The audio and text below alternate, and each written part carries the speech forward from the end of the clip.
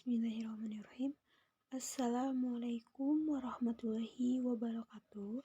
Pertama-tama marilah kita semua panjatkan puji syukur kehadirat Allah Subhanahu wa Ta'ala yang telah melimpahkan rahmatnya kepada kita semua.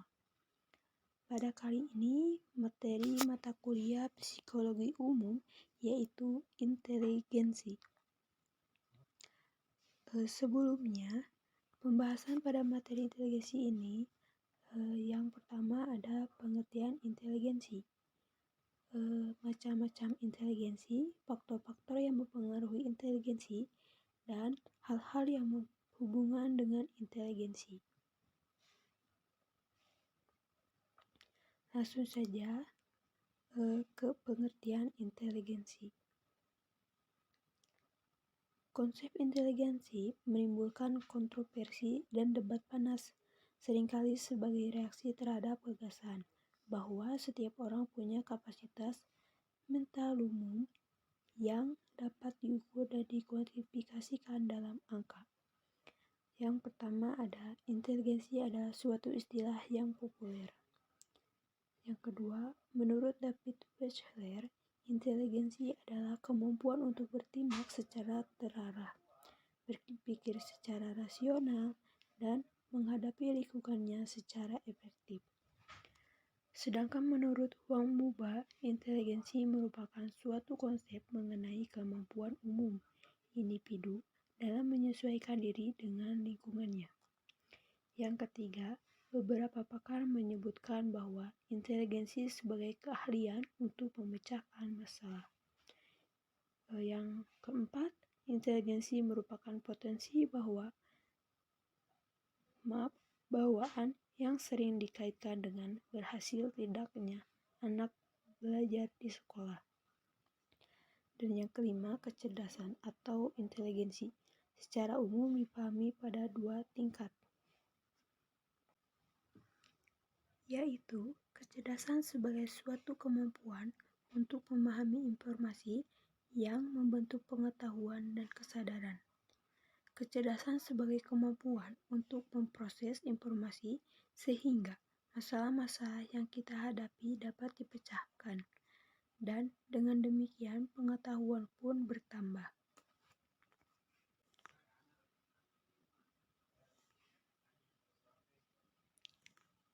Sternberg dalam Sandrock mengatakan bahwa secara umum inteligensi dibedakan menjadi 3.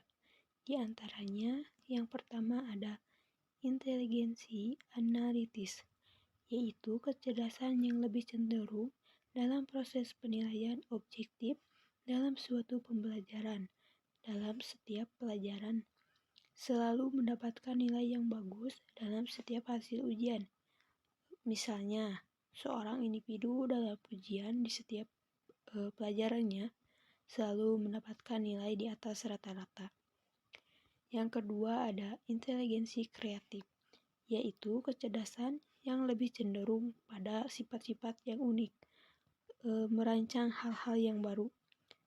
Misalnya seperti seorang peserta didik diinstruksikan untuk menuliskan kata pohon oleh gurunya.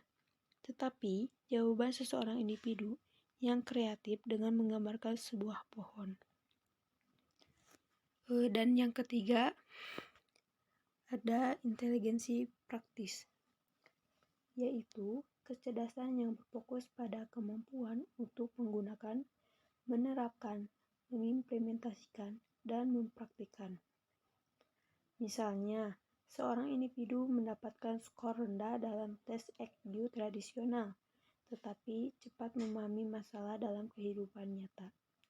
Contohnya, dalam pembelajaran praktikum di laboratorium akan cepat memahaminya karena dibantu dengan berbagai peralatan dan media.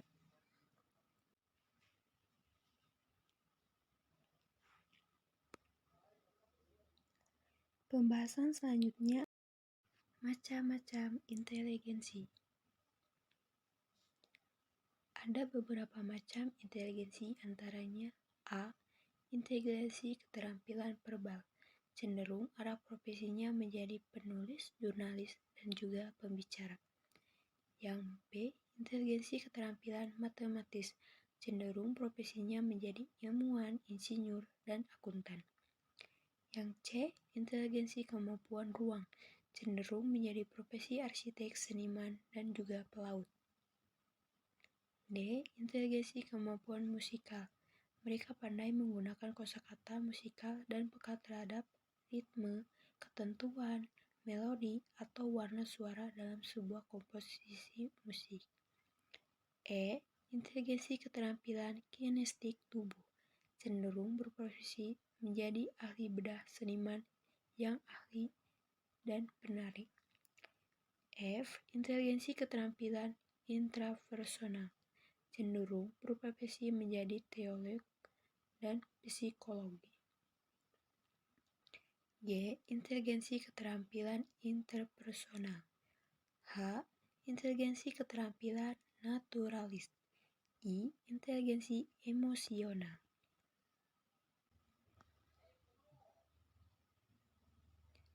Klasifikasi EQ antara lain genius yaitu 140 ke atas, sangat cerdas 130 sampai 139,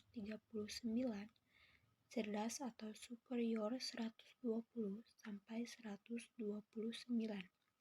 di atas rata-rata 110 sampai 119, rata-rata 90 sampai 109, di bawah rata-rata 80 sampai 89, batas 70 sampai 79, moron 50 sampai 69, dan imbisis idiot 49 ke bawah.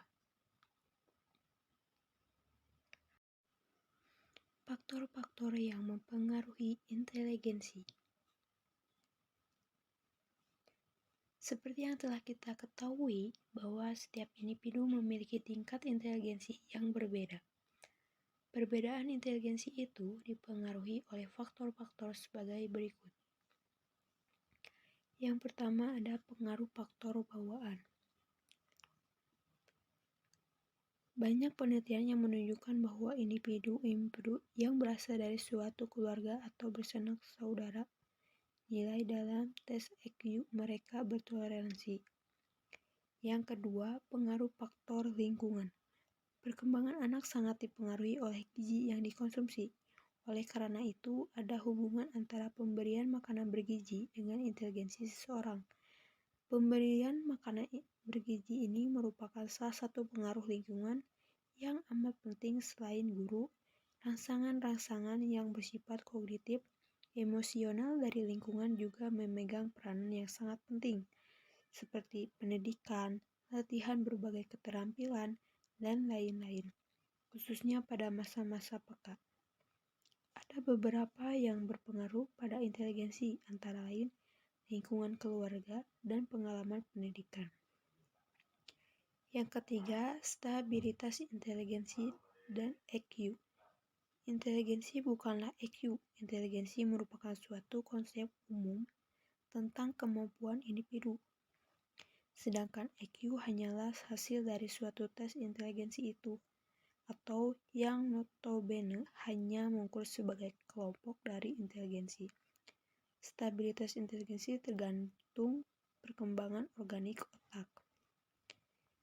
Yang keempat ada pengaruh faktor kematangan. Tiap organ dalam tubuh manusia mengalami pertumbuhan dan perkembangan. Yang kelima, pengaruh faktor pembentukan. Pembentukan ialah segala keadaan di luar diri seseorang yang mempengaruhi perkembangan inteligensi. Keenam, minat dan pembawaan yang khas. Minat mengarahkan perbuatan kepada suatu tujuan dan merupakan dorongan bagi perbuatan itu. Dalam diri manusia terdapat dorongan-dorongan atau motif-motif yang mendorong manusia untuk berinteraksi dengan dunia luar. Dan yang terakhir ada kebebasan. Kebebasan berarti bahwa manusia itu dapat memilih metode-metode yang tertentu dalam memecahkan masalah.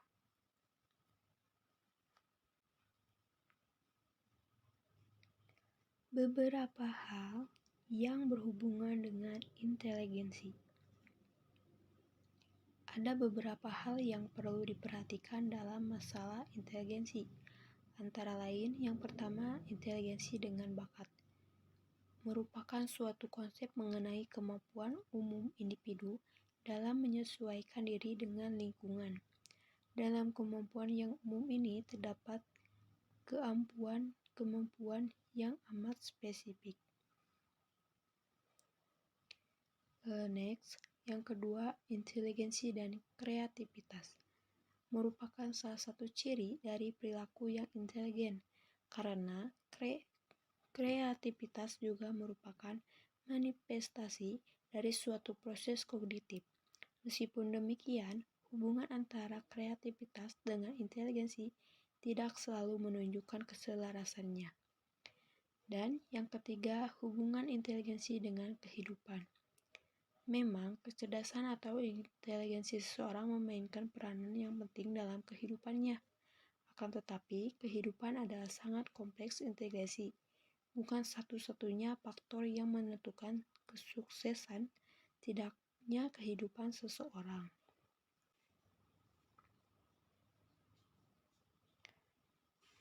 Kesimpulan dari materi inteligensi yaitu dalam pembahasan inteligensi memang harus benar-benar dipahami secara teliti, biar kita semua bisa tahu apa inteligensi itu sendiri. Yang lebih penting lagi, yang harus dipahami secara detail dalam pembagian kecerdasan atau tingkat kecerdasan. Dengan memahami tingkat kecerdasan itu, kita bisa tahu bahwa dalam diri kita ini ada kecerdasan yang tidak perlu kita sadari. Meski dalam sekolah-sekolah kita tidak pernah mendapatkan ranking, orang selalu menganggap orang yang cerdas adalah orang yang dapat ranking kelas yang bisa jawab soal ujian. Namun, orang yang mampu dalam menghias main musik tidak dianggap kecerdasan. Dari itu, sangat perlulah kita memahami inteligensi dan tingkat inteligensi, biar tidak ada kesalahpahaman dalam mengartikan inteligensi itu sendiri. Inteligensi juga mempunyai hubungan dan perbedaan dengan bakat maupun kreativitas. Tapi, yang perlu kita ketahui, bakat dan kreativitas adalah hasil yang didapat dari inteligensi itu sendiri. Baik, segitu saja materinya. Jika ada yang kurang jelas, bisa dilihat dari makalah dan PPT-nya. Mohon maaf sebesar-besarnya bila ada kesalahan. Wassalamualaikum warahmatullahi wabarakatuh.